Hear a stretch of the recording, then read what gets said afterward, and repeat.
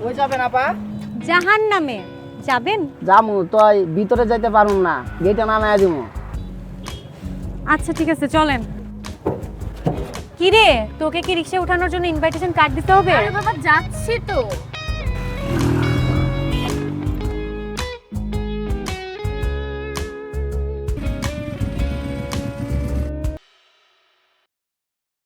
চলো বাইকে আসো। আমি যাব না। কে হই আমি তোমার? আরে বাবা জরুরি একটা কাজ পড়েছিল সেজন্য দেরি হয়ে গেল। আমার থেকেও জরুরি কাজ তোমার থাকে, যার জন্য তুমি আমাকেই ভুলে যাও। আচ্ছা না আমি যাব না। আরে আসো তো।